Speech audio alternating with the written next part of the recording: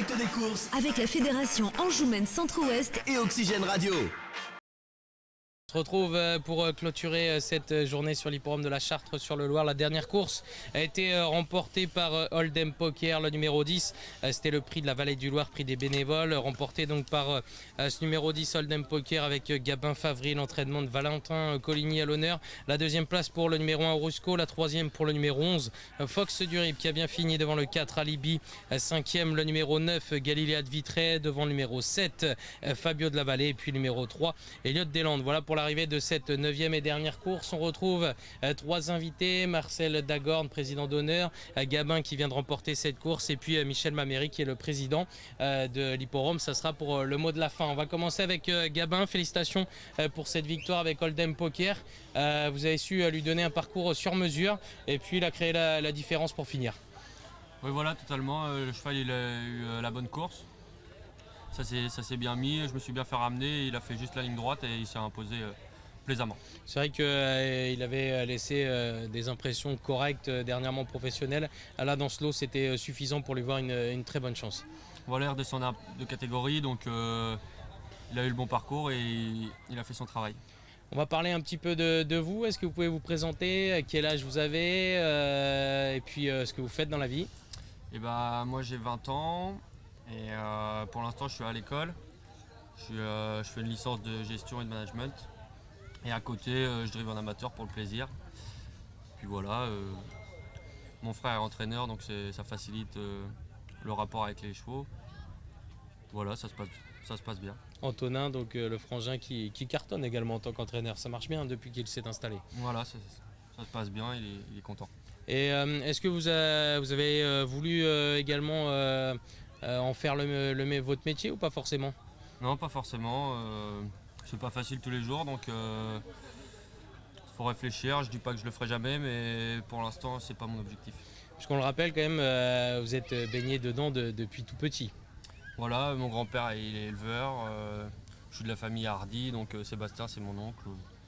Donc voilà, on est d'une famille qui vient de ce milieu. Est-ce que vous avez une idée de projet professionnel? Non, pour l'instant, je vais finir mes études et après on verra. On a l'impression quand même que, alors vous avez ça dans le sang évidemment, ça c'est sûr, mais vous êtes également doué pour driver puisque vous avez démarré en 2021, vous avez gagné 3 courses, en 2022 11 et là en 2023 vous êtes déjà à 6, ça fait 20 victoires en très peu de drift, donc c'est vraiment très, très fort j'ai envie de dire. Ouais, après c'est les chevaux qui font la différence. Quand j'ai un bon cheval à amener, c'est plus facile. J'ai la chance de mener des bons chevaux, donc ça va de soi, quand on mène des bons chevaux, on gagne des courses. Si la personne qui n'a pas de bons chevaux, il ne gagne pas, c'est si simple que ça. Comment ça se passe avec votre frère, l'entente, comment ça se déroule? Vous l'aidez régulièrement? Régulièrement, c'est un grand mot parce que j'ai quand même mes études à côté qui me prennent beaucoup de temps. Donc je vais un coup de temps en temps lui donner un coup de main, bien sûr. À mon grand-père à l'élevage aussi. Mais je peux pas être là non plus tout le temps. Est-ce qu'il vous suit? Est-ce qu'il vous donne des conseils? Comment ça se déroule?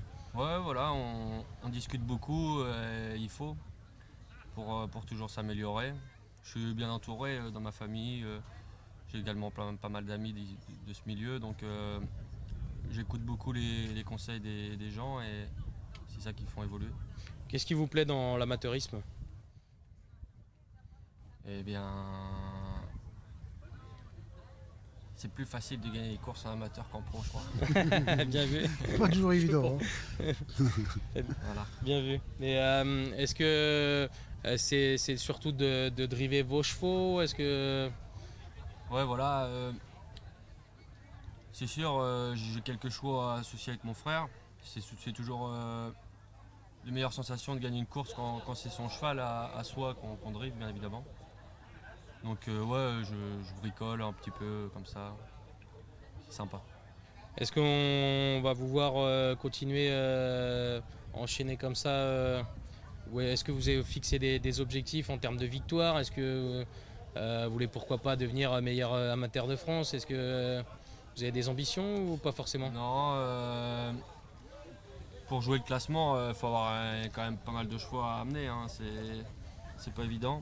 Puis il faut aller aux courses tout le temps, quoi. Je n'ai pas forcément le temps ni l'envie. Donc, puis j'ai pas les chevaux pour faire ça.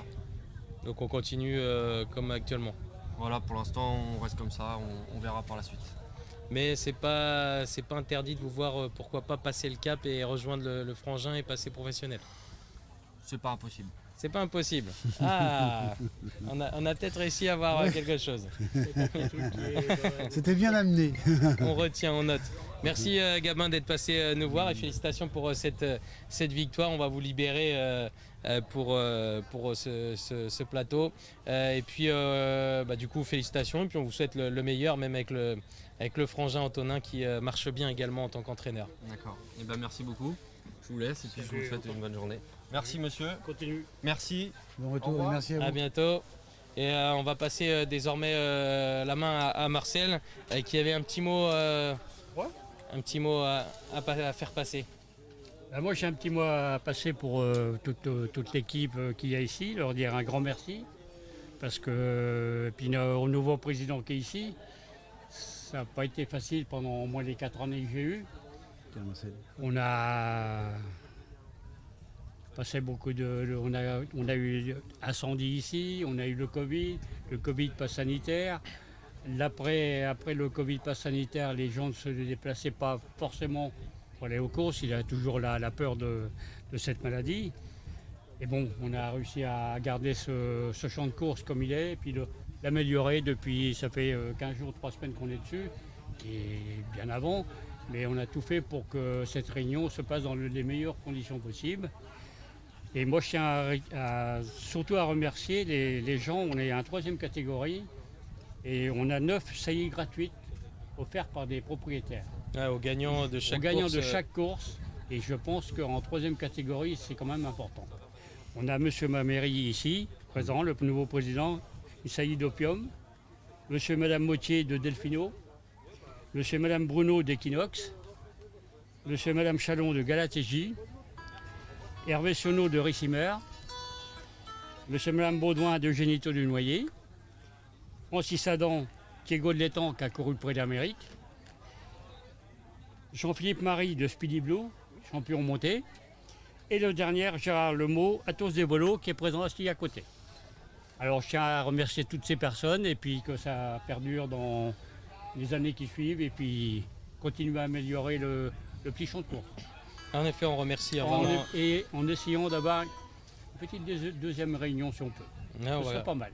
En tout cas, merci. On remercie en effet toutes les personnes qui ont offert des saillies pour les gagnants de chaque course. Ah ouais, ça c'est énorme.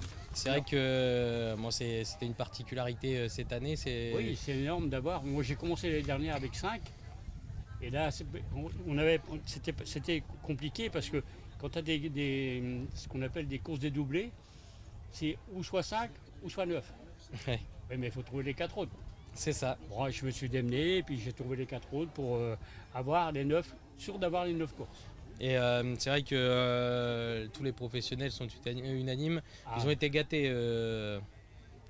Gâtés. Tous ceux qu'on a vus, avec Michel, on a vu, c'était pour eux des cadeaux qu'il n'y a pas beaucoup de champs de course qui offrent. Et nous, on essaie de les récompenser parce que c'est un travail. Moi, j'ai mené en amateur, j'ai drivé des chevaux. Et je peux vous dire que le travail derrière le cheval, c'est autre chose. C'est pas tous les jours la course ici, hein. C'est le travail en amont. Voilà, monsieur Anthony. Merci Marcel pour ce petit mot. On va conclure avec le mot du président. Tout s'est bien déroulé, il y a eu du monde. Toutes les courses se sont bien passées. Aucun accroc. Aucun accroc. Et alors déjà, je voulais remercier Marcel du travail qu'il a effectué effectivement pour l'ensemble de ces saillies là, qui nous ont été proposées. Alors aucun accroc, effectivement, moi qui suis aussi commissaire de course et qui ai participé récemment à quelques réunions dans d'autres hippodromes, parfois malheureusement il y a des accrocs. Aujourd'hui tout s'est bien passé, le temps était clément, on a un petit peu de nuages et un petit peu de vent, donc c'était pas pour nous déplaire, donc ça a fait plaisir à tout le monde. Et puis bien évidemment il y a une audience importante, j'espère, au niveau de la radio Oxygène auprès de vos auditeurs, mais surtout donc des spectateurs qui sont arrivés ici. On a un peu plus de 1000 personnes sur l'hippodrome aujourd'hui. Au niveau des recettes PMU, on a fait un peu plus de 40% par rapport à l'année dernière. Bon, l'année dernière, c'était une semi-nocturne. Aujourd'hui, c'est un peu différent. Mais cela étant, donc, on a eu énormément d'enjeux sur notre hippodrome. Donc, on est vraiment très satisfait. Et puis aussi, bien sûr, Marcel le précisait, des retours des professionnels, notamment au niveau de l'état de la piste. Vraiment, on a été salué sur l'état de la piste. C'est important à la fois pour les professionnels et bien évidemment pour les chevaux aussi. Alors ici, le souci à la Charte-sur-le-Loir, c'est l'ombre. Alors c'est pour ça que vous avez pu découvrir qu'il y avait des barnums un petit peu partout, etc. Donc on est conscient de cela. Dans les années à venir, on va essayer de faire en sorte d'améliorer nos infrastructures, ce qu'on a déjà commencé à faire. L'ancien président Baudry le sait bien. Et nous, on va le continuer. On va l'année prochaine avoir un stand PMH en dur. On va peut-être, dans les années qui viennent, planter quelques arbres là sur cette allée pour amener de l'ombre pour les personnes qui viennent sur l'hippodrome. Donc je voulais remercier bien évidemment tous les bénévoles qui ont œuvré aujourd'hui. Le stand de restauration, il y a eu énormément de monde. On a été, on va dire, les résultats sont un peu au-dessus de ce qu'on avait prédit au départ au niveau de la restauration. Donc on essaiera de mieux prévoir l'année prochaine, mais c'est jamais très évident de regarder dans une boule de cristal. Donc tant mieux si ça s'est bien passé.